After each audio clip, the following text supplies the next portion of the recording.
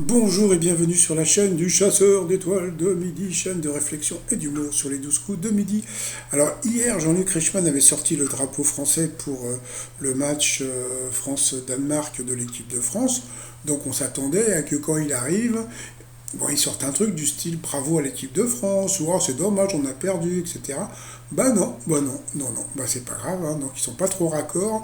Le maître de midi, 412 000 et des poussières, il a reçu, voilà, donc pour la centième participation, merci. La production, donc bon, bah, il dépasse Tatavero qui n'est pas venu laisser de message pour le maître de midi. On se demande pourquoi. Alors regardez cette scène. Il n'y a pas très longtemps, Jean-Luc Reichmann nous avait dit non, non, mais je peux pas vous prendre dans mes bras, vous savez, les gestes barrières. Ah bah oui, bah, bah alors, Jean-Luc Reichmann, les gestes barrières.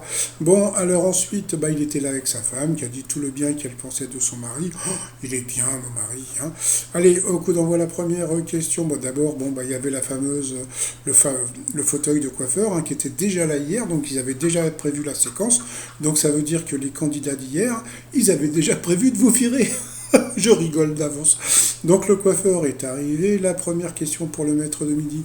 Quel est le seul avion supersonique à avoir transporté des passagers civils en France? Donc question de bébé, c'était bien le Concorde. Ensuite, vous aviez Gwenaël qui était, je crois, de Toulouse, qui était avec sa famille, qui était dans le canapé. La question pour le Toulousain, quelle règle enfreinte par Carla Bruni lors de sa montée des marches à Cannes a mis en colère le président du festival? Eh bien, elle a vapoté. Ensuite, nous avions Margot. Voilà, Margot qui était venue avec son sourire. Oh, qu'est-ce que c'est joli comme.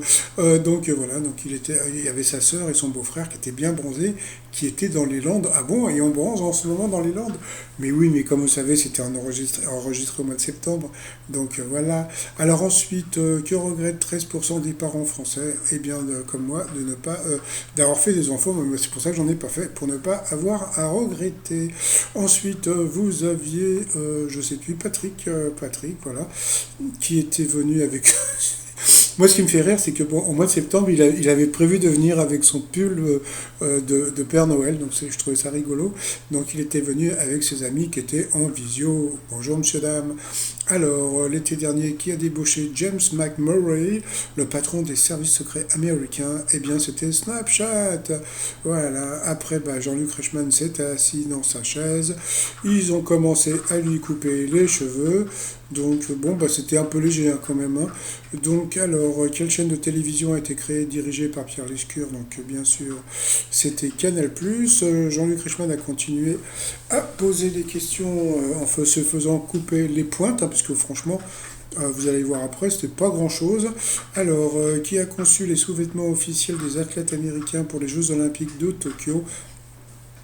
Eh bien, étonnamment, c'était bien Kim Kardashian. Donc voilà, donc on a pu voir que c'était que les pointes. Tiens, il a des petits cheveux blancs là. Hein. Donc voilà. Ensuite, bon bah voilà. Donc Maboul est venu faire un petit peu d'air. Hein, voilà. Alors, quelle est la particularité étonnante des CD des jeux vidéo Gran Turismo et FIFA 2000? Donc là, c'est vrai que Jean-Luc Reichmann nous a rappelé qu'il avait été la voix de FIFA 2000 et franchement, comme je l'ai déjà dit, hein, il a eu un super parcours. C'est dommage hein, de finir, de finir, je dis pas qu'il finit, mais bon, d'être sur une émission comme ça qui est pas très honnête, mais bon, c'est pas grave. Donc voilà, donc bon, bah, ça fait mal, ça fait mal. Bon, alors ensuite, sur cette question, eh bien, la Fifi, elle est passée au rouge. Qui dit rouge dit duel. Elle a pris, je sais plus son prénom, en duel, qui est tombé sur une question bah, qui semblait assez simple. Hein, qui a créé le célèbre concours d'invention qui porte toujours son nom? Donc, bien sûr, c'était le concours Lépine. Donc, ensuite, eh bien, Patrick, Stéphane et Gwenole se sont retrouvés au coup par coup. Alors, quel personnage a les cheveux longs au cinéma? La mauvaise réponse, eh bien, c'était Enzo Molinari. Et là, tout le monde a trouvé la bonne réponse. Ensuite, que peut-on dire du dessinateur Hergé? Eh bien, la mauvaise réponse, c'était qu'il était pilote à l'armée. Ça, franchement, Bon, je pense que c'est intéressant, mais bon. Donc sur cette question, il est passé à l'orange. Ensuite, en France, quel mot fait partie du vocabulaire du baby-foot? Donc c'est rigolo parce qu'il y a plein de noms que j'avais complètement oubliés. Et c'est vrai que bon, bah, la roucoulette, c'est du handball. Et le râteau et la piscette, c'était connu. Donc sur cette question, eh bien, Gwenaël est passé encore à l'orange, donc au rouge qui dit rouge, dit duel. Il a pris Patrick en duel qui est tombé lui encore. Alors là, c'est une question de débile. De quelle religion le Coran est-il le texte sacré?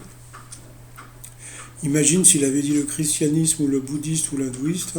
Donc bien sûr, c'était l'islam. Voilà. Donc ensuite, eh bien, Patrick et Stéphane se sont retrouvés en coup fatal. Allez, c'est parti pour les questions. Quelle femme ayant présenté Tournée Manège a un nom qui est aussi celui d'un signe mathématique? Donc c'était égal, donc Fabienne égal. Dans la famille Barbapapa, de quelle couleur est Barbabel? Donc il a dit noir. Je me suis dit, mince, il va faire comme. Vous savez, le mec qui faisait tout le temps la mer Noire, mais en fin de compte, je crois que c'était violet ou vert, un truc comme ça. Ensuite, pour lui encore, quel terme définit la baisse brutale de pression au sein d'un espace clos dans un avion? Donc la dépressurisation. Il l'a trouvé pour le maître de midi. Comment appelle-t-on un bâtiment? Ah non, c'est encore pour lui. Comment appelle-t-on un bâtiment qui se trouve juste en face d'un autre? Bon, bah, c'était un vis-à-vis tout simplement. Il l'a pas trouvé en mai dernier. Quelle héroïne a fait son retour pour la deuxième saison de la série diffusée sur TF1? Il a dit un nom, je sais pas, parce que moi je regarde pas. Donc voilà, donc des questions encore plus difficiles pour le candidat. Quand on est à bout de force, on dit être au bout du rouleau. Il a trouvé la réponse. Ensuite, pour le maître de midi, sous ordre de Louis XIV, quel mousquetaire arrêta le surintendant des finances Nicolas Fouquet? Donc bien sûr, c'était D'Artagnan. Ensuite, quelle arme Ulysse était-il le seul à savoir manier? Eh bien, c'était l'arc, voilà, donc l'arc Ulysse. Dans la police, quel grade est situé entre celui de brigadier et de brigadier-major? C'était brigadier-chef, voilà, donc il n'a pas trouvé. Ensuite, comment s'appelle un spécialiste des phénomènes atmosphériques? C'était un météorologue. Ensuite, de quel roman de Balzac Raphaël Valentin est le personnage principal? Encore une question difficile pour Patrick, voilà.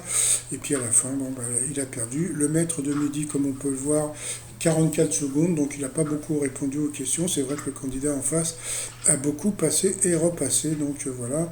Et puis bon, bah ça y est, il a dépassé le record de Tata Véro. Bon, bah, Jean-Luc Reichmann avec sa nouvelle coupe. Bon, je sais pas. Je trouve qu'il n'y a pas une grosse différence, hein, donc voilà, donc il était content, gna gna gna gna gna gna. Allez, ensuite par rapport au coup de maître, première question. Quelle lame métallique placée sous la pointe des talons des chaussures permet d'exécuter des pas de danse rythmique? Donc c'était encore une évidence, c'était les claquettes. Ensuite, le chiffre, quel chiffre est renversé pour le symbole de l'infini? Donc c'est le symbole de Facebook, hein, c'est le 8 bien sûr. Ensuite, pour quelle utilité première Archimède a-t-il inventé la vis d'Archimède? Donc là, on peut le dire. C'est-à-dire que autant il est avantagé, autant il connaît des trucs parce qu'il a dit pour irriguer et c'était pour irriguer. Donc on peut dire bravo au maître de midi parce que bon, quand il répond à des questions qui sont pas évidentes, parce que moi je connaissais pas cette histoire, puis en plus bon, parce que je connaissais pas, parce que je m'en fous, mais quand même. Ensuite, quelle plante à fleurs est l'emblème de la Malaisie et des îles Hawaï? Donc ça c'était plus facile, donc c'était bien sûr l'hibiscus. Ensuite,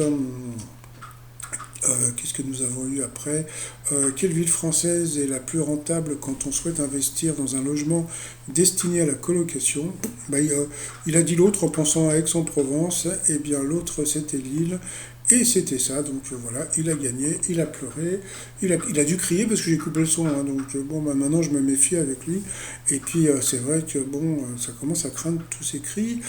Sinon, par rapport à l'étoile mystérieuse, bah, comme vous pouvez voir, depuis le temps que l'étoile a commencé à se dévoiler, il n'y a toujours pas de nouvel élément, c'est incroyable, on m'avait dit qu'il allait y avoir une tortue, etc. etc.